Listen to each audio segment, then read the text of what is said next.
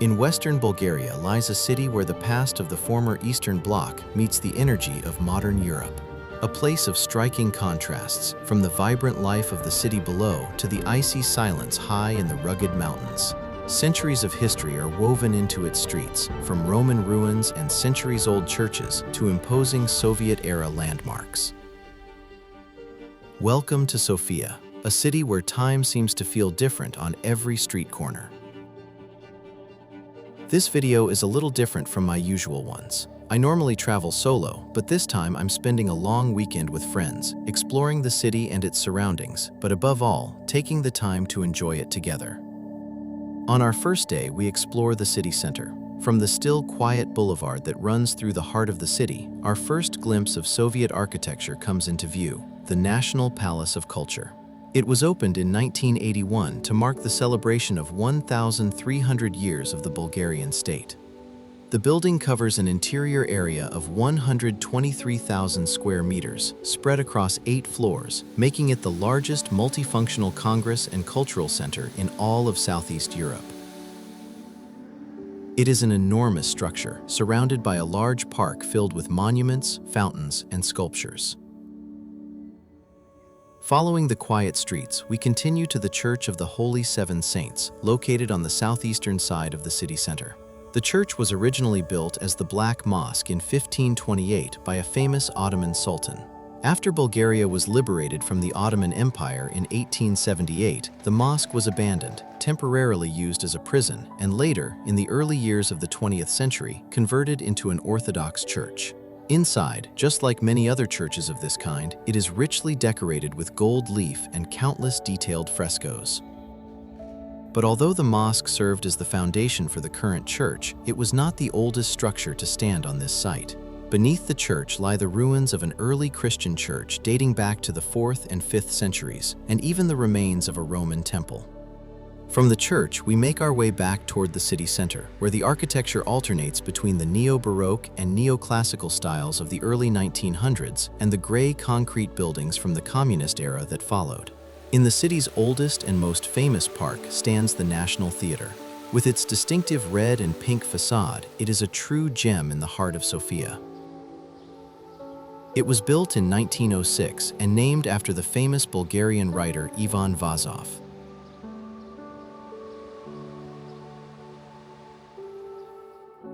With its beautiful fountain, elegant square, and impressive buildings, this part of the city truly feels like stepping back in time, perfectly reflecting Sofia's refined European character. Not far from the park is the Presidential Palace, where the changing of the elite ceremonial guard takes place every hour. The guards wear striking uniforms with eagle feathers on their hats, inspired by the Bulgarian freedom fighters of the 19th century.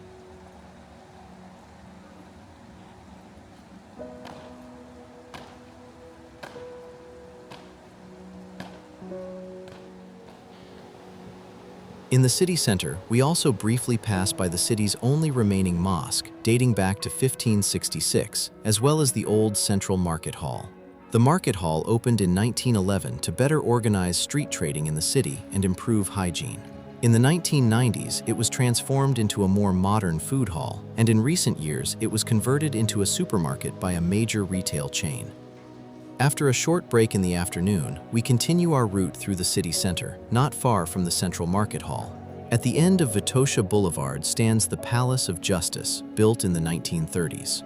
With its imposing facade of solid marble and granite, framed by massive columns, the building radiates authority and power. Standing guard at the entrance are 2 iconic lion statues, the national symbol of Bulgaria. Although the building was temporarily converted into the National History Museum during the Communist era, the courts returned here around the year 2000.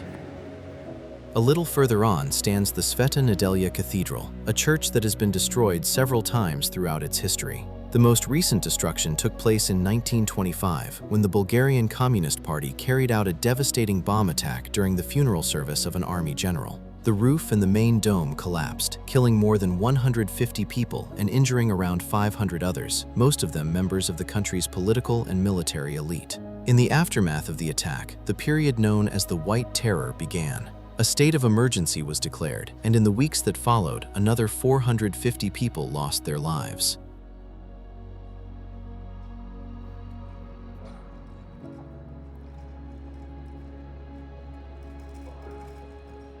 Hidden within the courtyard of the presidential palace we visited earlier is a small church. Not just any church, but the oldest preserved building in the city. The Rotunda of St. George was built in the 4th century during the reign of the Roman Emperor Constantine the Great. Over the centuries, it has served as a Roman public building, a mosque, and an Orthodox church, which it remains to this day. Surrounding the church are the remains of various structures from the ancient Roman city of Ulpia Serdica, as Sofia was known at the time. It is remarkable to see how the modern city has literally been built on top of its history, creating a striking contrast with the 20th century communist buildings that surround it. To learn more about Sofia's past, we visit the National Archaeological Museum. The museum is housed in the oldest preserved Ottoman building in Sofia, the Büyük Mosque, which was built in the 15th century. There is an incredible variety of artifacts on display, from Roman and Greek sculptures, including marble statues and impressive gravestones from Roman cities, to medieval art and beautifully preserved floor mosaics. The highlights of the museum are the Thracian gold treasures, including the funeral mask of a Thracian king and exquisitely crafted gold drinking vessels dating back to the 4th century BC. This is where you truly begin to appreciate just how rich the city's history is, a history that stretches back nearly 3,000 years. That places Sofia among the exclusive group of Europe's oldest continuously inhabited cities, alongside Athens and Rome.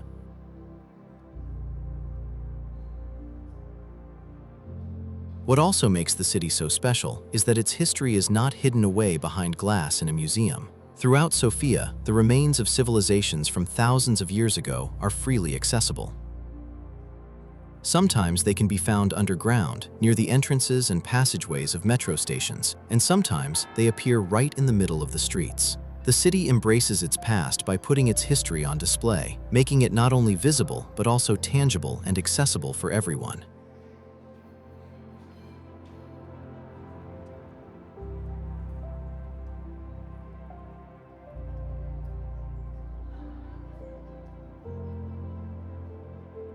Our next stop takes us to the eastern side of the city center, where we arrive at the Alexander Nevsky Cathedral. Without a doubt, this is the most iconic landmark of Sofia and one of the largest Eastern Orthodox cathedrals in the world. It was built between 1882 and 1912 as a tribute to the Russian soldiers who lost their lives during the Russo-Turkish War, which led to Bulgaria's liberation from Ottoman rule. With its 53-meter-high bell tower and an enormous central golden dome rising 45 meters above the ground, it is truly breathtaking to behold. Inside, the cathedral can accommodate between 5,000 and 10,000 worshippers at the same time, and the moment you step inside, you immediately feel the immense scale of the building.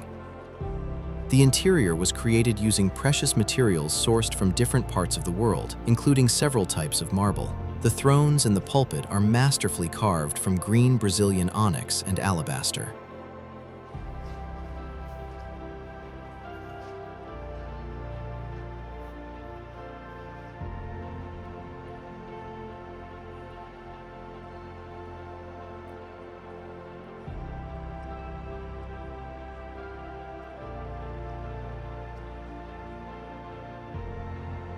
Where the cathedral was built in honor of the fallen soldiers, a little further on stands the monument to the Tsar Liberator. This impressive statue commemorates the Russian Tsar Alexander II, who led the army in the fight against Ottoman rule. It was this victory that paved the way for the creation of the modern Bulgarian state as we know it today, making it perhaps the most significant moment in the country's history. By now, the afternoon is drawing to a close, and on our way back toward the city center, we make one final stop at Crystal Garden, a small park featuring a giant sculpture of the head of the controversial statesman from newly liberated Bulgaria. A deep cut runs through the sculpture, symbolizing the way he met his death. Stefan Stambolov was attacked by his political opponents with sabers and died from his injuries a few days later. A grim ending to an otherwise beautiful day exploring the city. The following morning, I take a walk along the western side of the city center. On this side of the city lies Stefan Stambolov Boulevard, which begins with a monument dedicated to the revolutionaries who fought for the freedom of the Bulgarian people. The boulevard is wide and largely lined with small restaurants and covered market stalls, where local vendors still sell their goods today. Among the market stalls stands the distinctive Saints Cyril and Methodius Church. Completed in 1897, it was one of the first churches built in the city after Bulgaria's liberation from Ottoman rule. Although it is roughly the same age as some of the other churches we visited, the interior feels much newer, largely because the paintings have been so well preserved. At the end of the boulevard stands Lions Bridge. With its 4 large bronze lions at each corner, it is one of the city's most recognizable bridges.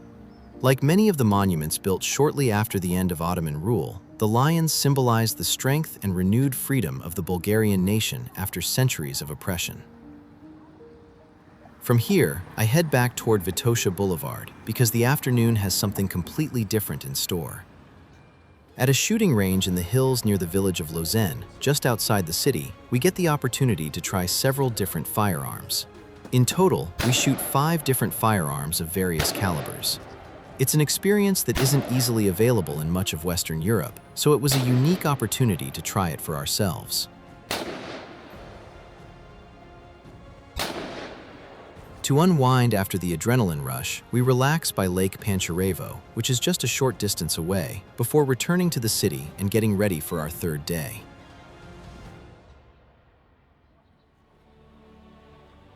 The 3rd day begins with rain, which is a real disappointment because one of Bulgaria's most beautiful hikes is on the agenda, the Seven Rila Lakes.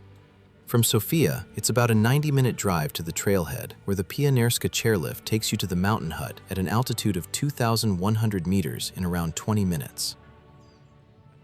Although the website said the chairlift would be closed today, it is fortunately operating after all, saving us a long climb to the top. From the mountain hut, the hike begins. There are 2 different ways to complete the route. You can either follow the loop, which is the more challenging option, or take the single trail that leads directly to the viewpoint before returning along the same relatively flat path.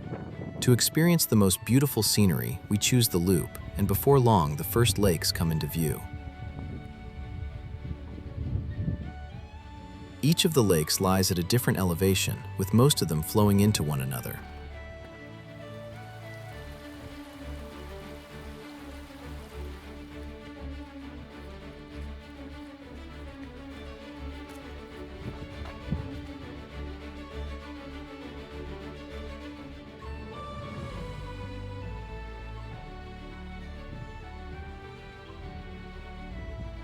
After passing the lower lake and the slightly higher Fish Lake, we reach the 3rd lake, Twin Lake. In terms of surface area, it is the largest of the 7 lakes. Its name comes from its shape. During wetter periods, it forms one large lake, while in the drier summer months, the water level drops, sometimes splitting it into 2 separate lakes.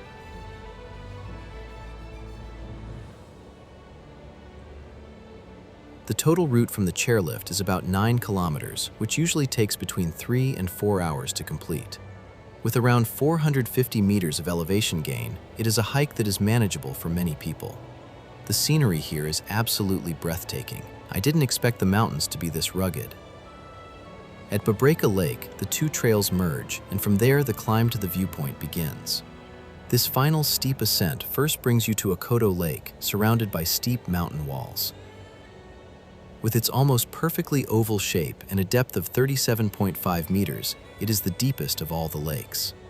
Even more remarkable is that ice is still present here. There is even a floating sheet of ice drifting across the lake.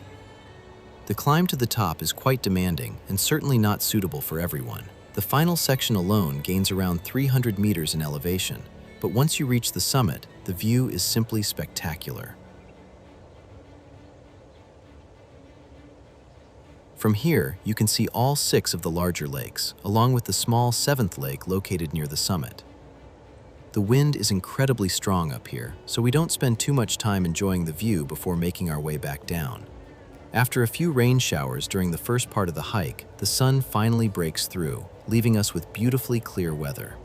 That perfectly sums up this mountain range. The weather can change very quickly here, so good preparation is essential. The second half of the loop is relatively flat, but with views like these, it's certainly no hardship to keep walking. From this section, you can see almost the entire route you completed earlier, while the lakes you visited before reveal themselves from a completely different perspective.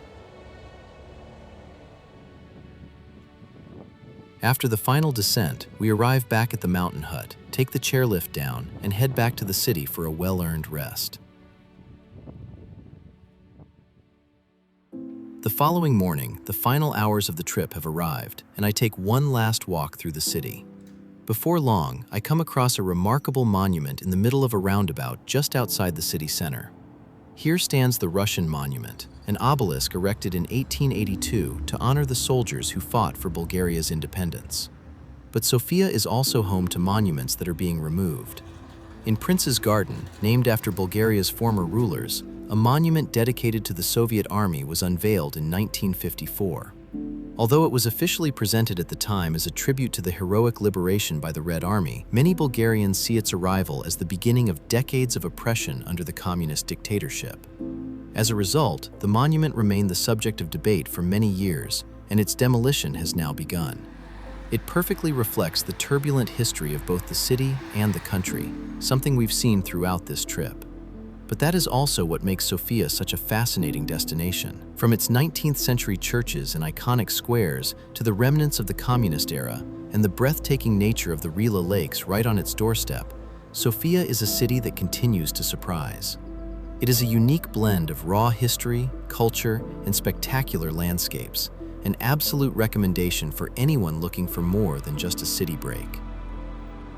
If you enjoyed this video, don't forget to leave a like. Feel free to leave a comment and subscribe to my channel so you won't miss my next adventures. Thanks for watching, and see you soon.